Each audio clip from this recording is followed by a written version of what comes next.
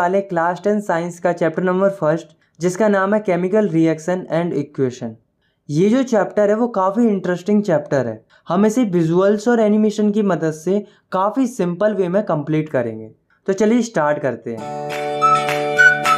हमारी daily life में हमें हमारे आसपास कई सारे चेंजेस देखने को मिलते हैं, जिसमें से कुछ चेंजेस फिजिकल होते हैं और कुछ चेंजेस केमिकल होते हैं। तो चलिए समझते हैं कि फिजिकल और केमिकल चेंजेस आखिर होते क्या हैं। तो सबसे पहले हम समझते हैं कि फिजिकल चेंज क्या होते हैं। तो these are the changes which can be reversed, मतलब ये ऐसे चेंजेस होते हैं जो कि आसानी से रिवर्स हो जाते हैं। For example freezing of water, यानी कि पानी का बर्फ में जमना। गाइस, आपने नोटिस किया होगा जब हम पानी को रेफ्रिजरेटर में रखते हैं तो वह बर्फ बन जाता है, और जब हम उसे बाहर निकालते हैं तो वह वापस पानी बन जाता है। तो ये जो चेंज है वो फिजिकल चेंज है, क्योंकि यहाँ पर जो चेंज हो रहा है वो रिवर्सिबल है। अब हम समझते हैं केमिकल चेंजेस क्या होते हैं। तो these are the changes which cannot be reversed, मतलब कि ये ऐसे चेंज होते हैं जो कि रिवर्स नहीं होते हैं। जैसे कि रस्टिंग ऑफ आयरन, मतलब लोहे पर जंग लगना। आपने देखा होगा कि जब हम लोहे को एटमॉस्फेयर में खुला छोड़ देते हैं तो लोहे पर जंग लग जाती है और लोहा खराब हो जाता है। तो ये जो चेंज है वो केमिकल चेंज है, क्योंकि एक बार लोहा अगर खराब हो जाता है तो वह वापस उसी स्टेट में नहीं आ पाता है। तो चलिए अब हम इस चैप्टर के दो इंपॉर्टेंट टर्म्स को समझते हैं, जो कि है रिएक्टेंट और प्रोडक्ट। तो ये दोनों टर्म्स आपको इस चैप्टर में कई बार सुनने को मिलेंगे। तो चलिए समझते हैं कि आखिर ये रिएक्टेंट और प्रोडक्ट होते क्या है। तो सबसे पहले हम समझते हैं कि रिएक्टेंट क्या होते हैं। तो the substance which take part in chemical reaction are called reactants, मतलब कि ऐसे सबस्टेंस जो केमिकल रिएक्शन में पार्ट लेते हैं उन्हें हम रिएक्टेंट कहते हैं। नेक्स्ट है प्रोडक्ट। प्रोडक्ट क्या होते हैं? तो the substance which are formed in the chemical reaction are called products, मतलब कि ऐसे सबस्टेंस जो कि केमिकल रिएक्शन में फॉर्म होते हैं उन्हें हम प्रोडक्ट्स कहते हैं। तो चलिए रिएक्टेंट्स और प्रोडक्ट्स को एक एग्जाम्पल के थ्रू समझते हैं। जैसे कि जब सोडियम वाटर से रिएक्ट करता है तो वो सोडियम हाइड्रोक्साइड प्लस हाइड्रोजन बनाता है। तो दोस्तों इस रिएक्शन को अगर हम ध्यान से देखेंगे तो इस रिएक्शन में सोडियम और वाटर जो है वो रिएक्टेंट है, क्योंकि ये दोनों इस रिएक्शन में पार्ट ले रहे हैं। और जो सोडियम हाइड्रोक्साइड और हाइड्रोजन है वे हैं प्रोडक्ट्स, क्योंकि ये दोनों इस रिएक्शन में फॉर्म हो रहे हैं। आई होप आपको रिएक्टेंट और प्रोडक्ट समझ में आ गए होंगे। तो अब हम इस चैप्टर के पहले टॉपिक को समझते हैं, जिसका नाम है chemical reaction. So the chemical reaction is the process in which two or more substance combine to form new substance, मतलब केमिकल रिएक्शन एक ऐसी प्रोसेस होती है जिसमें दो या दो से अधिक सबस्टेंस मिलकर एक नया सबस्टेंस बनाते हैं। फॉर एग्जाम्पल जब हाइड्रोजन और ऑक्सीजन की रिएक्शन होती है तो वाटर फॉर्म होता है। और दोस्तों इस रिएक्शन में जो हाइड्रोजन और ऑक्सीजन है वो रिएक्टेंट है, और जो वाटर फॉर्म हो रहा है वो प्रोडक्ट है। तो आप देख सकते हो यहाँ पर दो सब्सटेंस मिलकर एक नया सब्सटेंस बना रहे हैं, तो यहाँ पर केमिकल रिएक्शन हो रही है। तो केमिकल रिएक्शन क्या होती है ये तो हमने समझ लिया। अब हम ये समझते हैं कि केमिकल रिएक्शन होती है तो हमें क्या क्या चेंजेस देखने को मिलते हैं। तो जब केमिकल रिएक्शन होती है तो हमें ये चेंजेस देखने को मिल सकते हैं। मतलब जब केमिकल रिएक्शन होती है तो हमें रिएक्शन होने से पहले और रिएक्शन होने के बाद सब्सटेंस की स्टेट में चेंजेस देखने को मिल सकते हैं, जैसे कि solid to liquid, liquid to gas और गैस टू सॉलिड। और दूसरा चेंज जो हमें देखने को मिल सकता है वो है चेंज इन कलर, मतलब केमिकल रिएक्शन के दौरान हमें रिएक्टेंट और प्रोडक्ट्स के कलर में चेंजेस देखने को मिल सकते हैं। और तीसरा जो चेंज हमें देखने को मिल सकता है वो है इवोल्यूशन ऑफ गैस, मतलब केमिकल रिएक्शन के दौरान हमें गैस निकलती हुई दिख सकती है। चौथा चेंज जो हमें देखने को मिल सकता है वो है चेंज इन टेम्परेचर, मतलब केमिकल रिएक्शन के दौरान हमें रिएक्टेंट और प्रोडक्ट के टेम्परेचर में चेंजेस देखने को मिल सकता है। और पांचवा और लास्ट चेंज जो हमें देखने को मिल सकता है वो है फॉर्मेशन ऑफ प्रेसिपिटेट, मतलब कि जब भी केमिकल रिएक्शन होती है तो हमें प्रेसिपिटेट निकलते हुए दिख सकता है। अब हम इस चैप्टर के सबसे इंपॉर्टेंट टॉपिक को समझते हैं, जो कि है केमिकल इक्वेशंस। तो यहाँ बेसिकली हमें तीन चीज़ों को समझना है, जो कि है कि केमिकल इक्वेशन क्या होती है, हम इन्हें बैलेंस क्यों करते हैं और हम इन्हें बैलेंस कैसे कर सकते हैं। तो हम तीनों टॉपिक्स को एक एक करके समझेंगे। तो चलिए हम इन तीनों टॉपिक्स को एक एक करके समझते हैं। तो सबसे पहले हम समझते हैं कि केमिकल इक्वेशन होती क्या है। तो chemical equation is the symbolic representation of a chemical reaction with the help of symbols and फॉर्मूले। मतलब केमिकल रिएक्शन को उनके सिंबल्स और फॉर्मूले की फॉर्म में लिखने को ही हम केमिकल इक्वेशन कहते हैं। फॉर एग्जांपल मीथेन और ऑक्सीजन जब रिएक्शन करते हैं तो वो carbon dioxide plus water form करते हैं। तो आपने देखा कि इस रिएक्शन को फॉर्मूले और सिंबल्स की फॉर्म में हमने कैसे रिप्रेजेंट कर दिए, और इसी रिप्रेजेंटेशन को हम केमिकल इक्वेशन कहते हैं। तो चलिए अब हम ये जानते हैं कि किसी भी केमिकल इक्वेशन को लिखते कैसे हैं। तो किसी भी केमिकल इक्वेशन में जो रिएक्टेंट होते हैं उन्हें हम लेफ्ट हैंड साइड पर लिखते हैं, और जो प्रोडक्ट होते हैं उन्हें हम राइट हैंड साइड पर लिखते हैं, जैसा कि आप इस रिएक्शन में देख सकते हो। तो चलिए अब हम आगे बढ़ते हैं और समझते हैं कि बैलेंस्ड केमिकल इक्वेशन क्या होती है। तो बैलेंस्ड केमिकल इक्वेशन वो इक्वेशन होती हैं जिनमें रिएक्टेंट और प्रोडक्ट्स के एलिमेंट्स के अंदर एटम का नंबर सेम होता है। तो चलिए अब हम ये समझते हैं why do we need to balance chemical equation, मतलब हमें केमिकल इक्वेशन को बैलेंस करने की ज़रूरत क्यों पड़ती है। तो हमें केमिकल इक्वेशन को बैलेंस करने की ज़रूरत इसलिए पड़ती है क्योंकि according to law of conservation of mass can neither be created or nor be destroyed during a chemical reaction. मतलब किसी भी केमिकल रिएक्शन में मास को ना ही क्रिएट किया जा सकता है और ना ही डिस्ट्रॉय किया जा सकता है। तो इसका मतलब तो ये हुआ कि रिएक्टेंट और प्रोडक्ट दोनों का जो मास है वो इक्वल होना चाहिए, और ऐसा तो तब होगा जब रिएक्टेंट्स और प्रोडक्ट के एलिमेंट्स के अंदर एटम का नंबर सेम हो, क्योंकि अगर ऐसा नहीं होगा तो law of conservation of mass apply ही नहीं होगा। तो अब हमने ये तो जान लिया कि केमिकल इक्वेशन को बैलेंस क्यों करते हैं। तो अब हम ये समझते हैं कि how to balance a chemical equation, मतलब कि हम केमिकल इक्वेशन को बैलेंस कैसे करते हैं। तो केमिकल इक्वेशन को बैलेंस करने का कोई स्पेसिफिक मेथड तो है नहीं, इसे हम हिट एंड ट्रायल मेथड से बैलेंस करते हैं। तो चलिए अब हम कुछ रिएक्शन को बैलेंस करके बैलेंसिंग को सीखते हैं। तो सबसे पहले हम एक रिएक्शन को बैलेंस करते हैं जिसमें Fe यानी कि आयरन और वाटर जो है वो मिलकर आयरन ऑक्साइड और हाइड्रोजन बना रहे हैं। तो इस रिएक्शन को अगर हम ध्यान से देखते हैं तो इस रिएक्शन में रिएक्टेंट और प्रोडक्ट्स के अंदर एटम का नंबर सेम नहीं है, और ये रिएक्शन अनबैलेंस्ड है। अब हमें किसी भी तरह से इस रिएक्शन के रिएक्टेंट और प्रोडक्ट में एटम का नंबर सेम करना है और रिएक्शन को बैलेंस करना है। आपको ये बात याद रखना है, किसी भी केमिकल इक्वेशन में हमें जो चेंज करना होता है तो हम हर एक एलिमेंट या कंपाउंड को ब्रैकेट में बंद कर देते हैं, और जो कुछ भी मल्टीप्लाई या कोई भी चेंज करते हैं वो पूरे ब्रैकेट पर होता है, ना कि कोई पर्टिकुलर एलिमेंट पर। तो चलिए अब हम इस रिएक्शन को बैलेंस करते हैं। तो सबसे पहले हम एक टेबल बना लेते हैं जिसमें एक कॉलम में एलिमेंट का नाम और अगले कॉलम में रिएक्टेंट के एटम का नंबर और उससे अगले कॉलम में प्रोडक्ट के एटम का नंबर लिख लेते हैं। तो हम इस रिएक्शन के सभी एलिमेंट्स को एक एक करके बैलेंस कर लेते हैं। तो सबसे पहले हम देखते हैं आयरन को। तो आयरन के रिएक्टेंट में 1 और प्रोडक्ट में 3 एटम है। तो अब हमें ये देखना है कि हम किस तरह से आयरन के रिएक्टेंट और प्रोडक्ट में एटम का नंबर सेम कर सकते हैं। तो अगर हम रिएक्टेंट के आयरन जिसमें कि 1 एटम है उसमें 3 का मल्टीप्लाई कर दें तो रिएक्टेंट और प्रोडक्ट दोनों में एटम का नंबर सेम हो जाएगा और आयरन बैलेंस हो जाएगा। अब हम हाइड्रोजन को देखते हैं। तो हाइड्रोजन के रिएक्टेंट और प्रोडक्ट में पहले से ही 2 एटम है और ये तो पहले से ही बैलेंस्ड है। तो अब हम बैलेंस करते हैं ऑक्सीजन को। तो ऑक्सीजन के रिएक्टेंट में 1 और प्रोडक्ट में 4 एटम है। तो अगर हम रिएक्टेंट के ऑक्सीजन में 4 का मल्टीप्लाई कर देते हैं तो ऑक्सीजन बैलेंस हो जाएगा। लेकिन अगर हम देखें तो रिएक्टेंट में ऑक्सीजन अकेला नहीं है, वो पूरे कंपाउंड की फॉर्म में है, और जब 4 का मल्टीप्लाई करेंगे तो वो पूरे कंपाउंड पर होगा, जिसके कारण हमारा ऑक्सीजन तो बैलेंस हो जाएगा। लेकिन हाइड्रोजन जो पहले से बैलेंस था वो 4 का मल्टीप्लाई करने पर अनबैलेंस हो जाएगा और हाइड्रोजन के रिएक्टेंट में 8 एटम हो जाएंगे और प्रोडक्ट में रह जाएंगे 2 एटम।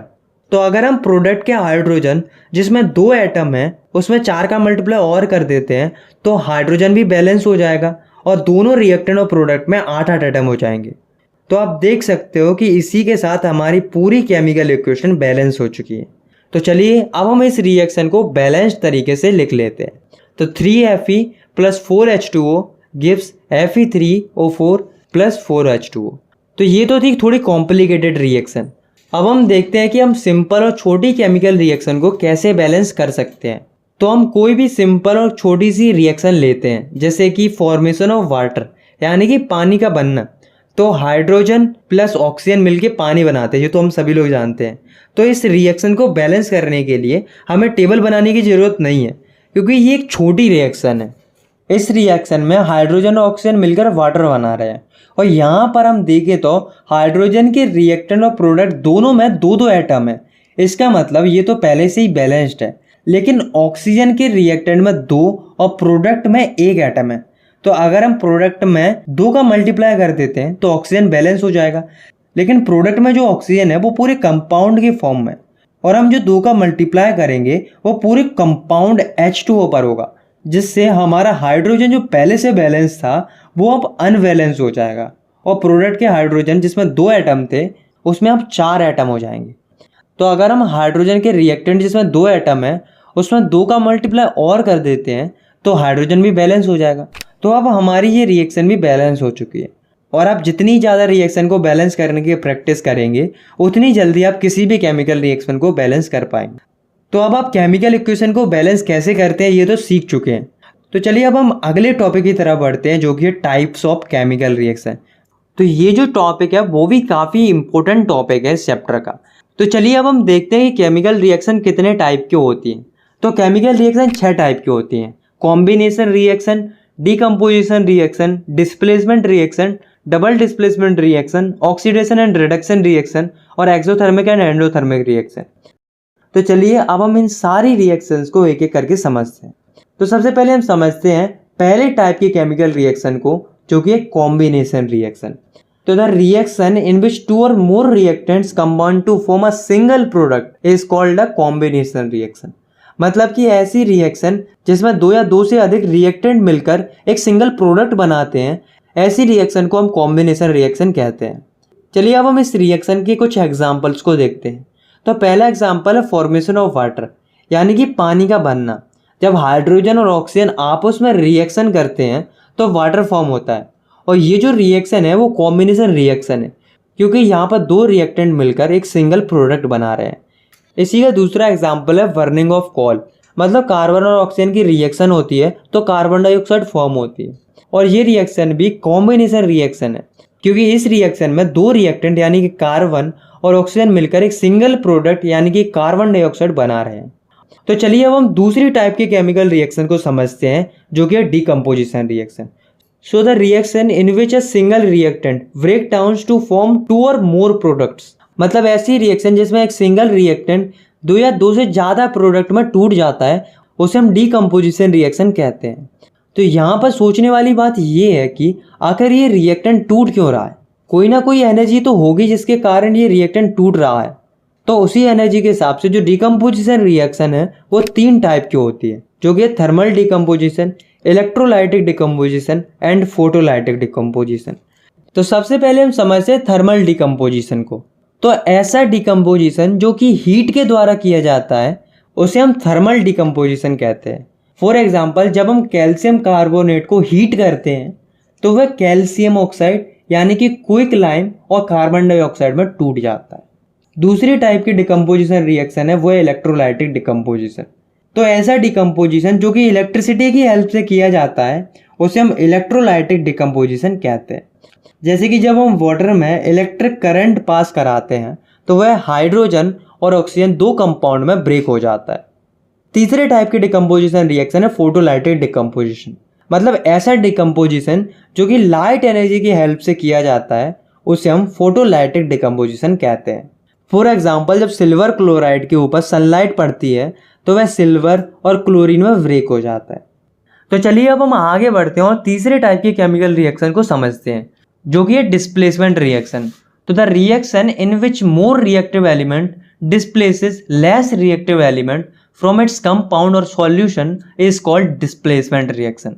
मतलब कि ऐसी रिएक्शन जिसमें ज़्यादा रिएक्टिव एलिमेंट कम रिएक्टिव एलिमेंट को डिस्प्लेस कर देता है उसके कंपाउंड या सॉल्यूशन से, तो उसे हम डिस्प्लेसमेंट रिएक्शन कहते हैं। चलिए हम डिस्प्लेसमेंट रिएक्शन का एक एग्जांपल देखते हैं। तो जब जिंक और कॉपर सल्फाइड की रिएक्शन होती है तो जिंक जो होता है वो ज़्यादा रिएक्टिव होने के कारण कॉपर को डिस्प्लेस कर देता है और जिंक सल्फाइड बना लेता है, और कॉपर जो है वो अलग हो जाता है। चौथे टाइप की केमिकल रिएक्शन है डबल डिस्प्लेसमेंट रिएक्शन। तो the reaction in which 2 different ions or group of atom in the reactant molecules are displaced by each other is called double displacement reaction। मतलब ऐसी रिएक्शन जिसमें 2 अलग अलग ions और atom के group reactant के molecule में एक दूसरे के द्वारा डिस्प्लेस किए जाएं तो ऐसी रिएक्शन को हम डबल डिस्प्लेसमेंट रिएक्शन कहते हैं।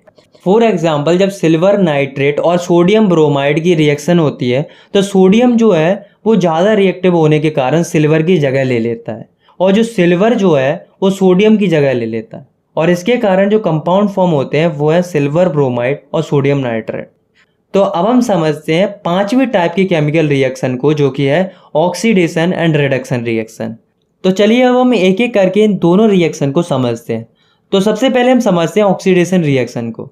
तो oxidation can be defined as the process in which oxygen is added to a substance और the process in which hydrogen is removed from a substance और the process in which substance loses electron. मतलब कि oxidation एक ऐसी process होती है जिसमें कि किसी भी सब्सटेंस पर ऑक्सीजन ऐड हो रहा हो या फिर किसी भी सब्सटेंस से हाइड्रोजन रिमूव हो रहा है या किसी भी सब्सटेंस से इलेक्ट्रॉन्स लूज हो रहे हैं, ये होती है ऑक्सीडेशन। तो चलिए अब हम ऑक्सीडेशन के कुछ एग्जांपल को देखते हैं।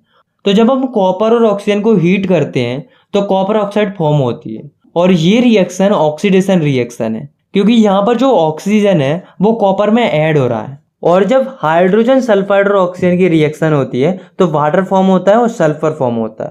तो ये रिएक्शन भी ऑक्सीडेशन रिएक्शन है, क्योंकि यहाँ पर हाइड्रोजन जो है वो हाइड्रोजन सल्फाइड से रिमूव हो रहा है। और ये एक और रिएक्शन है जिसमें जिंक में से 2 इलेक्ट्रॉन लॉस हो रहे हैं, तो ये भी ऑक्सीडेशन रिएक्शन है, क्योंकि यहाँ पर इलेक्ट्रॉन लूज हो रहे हैं। तो चलिए अब हम समझते हैं कि रिडक्शन रिएक्शन क्या होती है। तो ये जो रिएक्शन होती है वो ऑक्सीडेशन रिएक्शन की बिल्कुल अपोजिट होती है। तो reduction reaction can be defined as the process in which oxygen is removed from a substance और the process in which hydrogen is added to a substance और the process in which substance gain electrons.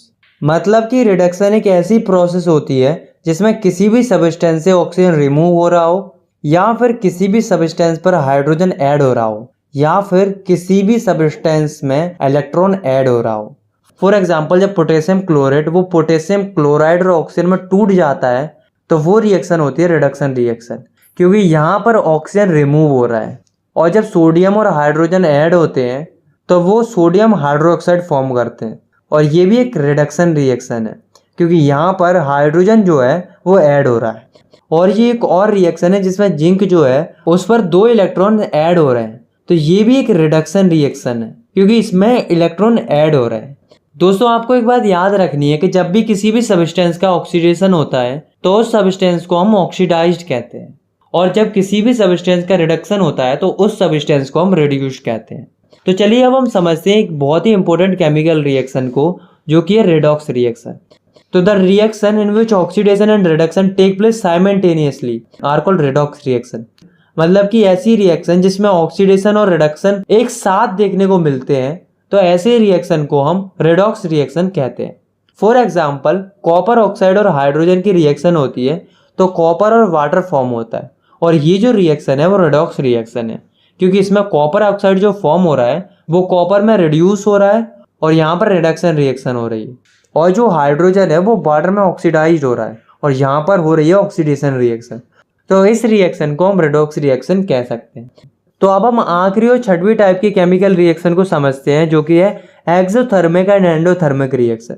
तो इन दोनों reaction को हम एक एक करके समझेंगे। तो पहले हम समझते हैं एक्सोथर्मिक रिएक्शन को। तो the reaction which are accomplished by evolution of heat are called exothermic reaction. मतलब ऐसी रिएक्शन जिसमें से हीट एनर्जी इवॉल्व होती है तो उसे हम एक्सोथर्मिक रिएक्शन कहते हैं। For example, burning of natural gas. मतलब मीथेन और ऑक्सीजन की जब रिएक्शन होती है तो CO2 और वाटर फॉर्म होते हैं और काफ़ी मात्रा में हीट निकलती है और ये जो रिएक्शन होती है वो एक एक्सोथर्मिक रिएक्शन होती है। चलिए अब हम समझते हैं एंडोथर्मिक रिएक्शन को। तो the reaction which occur by the absorption of heat energy are called endothermic reaction. मतलब कि ऐसी रिएक्शन जिसमें हीट एनर्जी एब्जॉर्ब होती है उसे हम एंडोथर्मिक रिएक्शन कहते हैं। फॉर एग्जाम्पल, जब मर्क्यूरिक ऑक्साइड मरकरी और ऑक्सीजन में टूट जाता है तो काफ़ी मात्रा में हीट ऑब्जर्व होती है। और एक और बात मैं आपको बताता हूँ कि जो फोटोसिंथेसिस होती है वो एक एंडोथर्मिक रिएक्शन होती है। तो चलिए अब हम समझते हैं चैप्टर के आखिरी टॉपिक को, जो कि है effect of oxidation in our daily life. मतलब कि जो ऑक्सीडेशन होता है उसका हमारे डेली लाइफ पर क्या इफेक्ट पड़ता है। तो ऑक्सीडेशन के हमारी लाइफ में मेनली दो इफेक्ट देखने को मिलते हैं, जो कि कोरोजन और रेंसिडिटी। तो चलिए सबसे पहले हम समझते हैं कोरोजन को। तो the phenomenon due to which metals are slowly eaten away by the reaction of air, water and other chemical present in atmosphere is called corrosion. मतलब एक ऐसा फिनोमेना जिसमें जो मेटल होता है वो धीरे धीरे खराब हो जाता है जब वह एयर, वाटर या कोई और केमिकल के कांटेक्ट में थोड़े लंबे समय तक आ जाता है। जैसे कि black coating on silver and green coating on copper. मतलब सिल्वर पर जो ब्लैक कोटिंग आ जाती है और कॉपर पर जो ग्रीन कोटिंग आ जाती है, ये दोनों जो एग्जाम्पल है वो कोरोजन के एग्जाम्पल है। और अगर हम बात करें आयरन की, तो आयरन के केस में जो कोरोजन होता है उसे हम रस्टिंग ऑफ आयरन कहते हैं, जिसमें आयरन का कलर ब्राउनिश हो जाता है और वह कमजोर हो जाता है। इससे एक बात तो साफ हो जाती है कि जो कोरोजन होता है वो मेटल के लिए काफ़ी हार्मफुल साबित होता है। तो चलिए अब हम देखते हैं कि जो कोरोजन होता है उसके क्या क्या इफेक्ट पड़ते हैं। तो कोरोजन के कारण काफ़ी मात्रा में car bodies, bridges, iron railings, ships, specially जो मटेरियल जो आयरन से बने हुए होते हैं वो खराब हो जाते हैं, जिससे काफ़ी मात्रा में आयरन का नुकसान होता है। और इसी तरह से सिल्वर और कॉपर भी खराब हो जाता है। तो अब हमें ये देखना है कि क्या कोई ऐसा मेथड है जिससे हम कोरोजन से मेटल को प्रिवेंट कर सकते हैं। तो चलिए अब हम देखते हैं कि हम मेटल को कोरोजन से कैसे प्रिवेंट कर सकते हैं। तो इसके कुछ मेथड होते हैं, जैसे कि पेंटिंग। जो आयरन के ऑब्जेक्ट होते हैं अगर हम उन पर पेंट कर देते हैं तो वो डायरेक्टली एटमॉस्फेयर के कांटेक्ट में नहीं आ पाएंगे और कोरोजन से प्रिवेंट रहेंगे। और जो सिल्वर होता है उसे हम बाहरी एटमॉस्फेयर से दूर रखकर और उसकी रेगुलर क्लीनिंग कर कोरोजन से प्रिवेंट कर सकते हैं। और कॉपर को हम बेकिंग सोडा और सॉल्ट के पेस्ट बनाकर उसकी रेगुलर क्लीनिंग करके उसे भी हम कोरोजन से प्रिवेंट कर सकते हैं। और एक और बहुत ज़रूरी बात जो आपको याद रखनी है वो है कि जो एल्यूमिनियम होता है उसके केस में कोरोजन हार्मफुल नहीं होता है बल्कि फ़ायदेमंद होता है। तो चलिए अब हम देखते हैं ऑक्सीडेशन के दूसरे इफेक्ट को, यानी कि रेंसिडिटी को। तो आइए जानते हैं कि रेंसिडिटी क्या होती है। So it is the process of slow oxidation of oil and fat present in the food material. मतलब कि ये एक ऐसी प्रोसेस होती है जिससे जो फूड मटेरियल में ऑयल और फैट प्रेजेंट होता है उसका ऑक्सीडेशन हो जाता है, जिससे फूड का टेस्ट और उसकी स्मेल खराब हो जाती है। तो आपको ये तो पता चल गया होगा कि रेंसिडिटी के कारण जो फूड मटेरियल होते हैं वो खराब हो जाते हैं। तो अब दोस्तों हम देखते हैं कि हम फूड मटेरियल्स को उन्हें हम रेंसिडिटी से कैसे प्रिवेंट कर सकते हैं। तो इसके कुछ मेथड होते हैं, तो चलिए हम वो भी देख लेते हैं। तो वो मेथड कौन कौन से होते हैं? By keeping food materials in air tight containers. मतलब कि जो फूड मटेरियल्स होते हैं उन्हें हम एयर टाइट कंटेनर्स में रख सकते हैं, जिससे जो फूड मटेरियल्स हैं वो डायरेक्ट एयर के कॉन्टैक्ट में नहीं आएंगे और वे रेंसिडिटी से प्रिवेंट रहेंगे। और दूसरा मेथड है by refrigeration of cooked food at low temperature. मतलब कि जो पका हुआ खाना होता है उसको हम रेफ्रिजरेटर में रख सकते हैं, जिससे फूड रेंसिडिटी से प्रिवेंट रहता है। और तीसरा मेथड है bye avoiding cooked food and food material in direct sunlight. मतलब जो पका हुआ खाना होता है और जो फूड मटेरियल होते हैं उन्हें हम डायरेक्ट सनलाइट से दूर रखकर रेंसिडिटी से प्रिवेंट कर सकते हैं। और चौथा और आखिरी मेथड है बाय एडिंग एंटीऑक्सीडेंट। मतलब जो फूड मटेरियल होते हैं उनमें एंटीऑक्सीडेंट ऐड करके हम उन्हें रेंसिडिटी से प्रिवेंट कर सकते हैं। दोस्तों आपने कई बार चिप्स तो खाए होंगे, आपने देखा होगा कि उनमें गैस भरी होती है। तो आपके दिमाग में क्वेश्चन जरूर आता होगा कि आखिर इन चिप्स के पैकेट्स के अंदर कौन सी गैस भरी जाती है और ये चिप्स के पैकेट्स के अंदर क्यों भरी जाती है। तो जो गैस चिप्स के पैकेट के अंदर भरी जाती है वो है नाइट्रोजन। और नाइट्रोजन गैस इसलिए भरी जाती है क्योंकि ये एंटीऑक्सीडेंट की तरह काम करती है और उन चिप्स को रेंसिडिटी से प्रिवेंट करती है। तो दोस्तों यहाँ पर हमारा जो चैप्टर है वो ख़त्म होता है। आई होप आपको ये चैप्टर समझ में आ गया होगा। अगर आपको ये वीडियो पसंद आई तो आप इस वीडियो को लाइक कर सकते हो और चाहो तो आप इस चैनल को सब्सक्राइब भी कर सकते हो ऐसे ही क्लास 10 की साइंस की वीडियोस आगे देखने के लिए। मिलते हैं नेक्स्ट वीडियो में, तब तक के लिए टेक केयर, बाय बाय।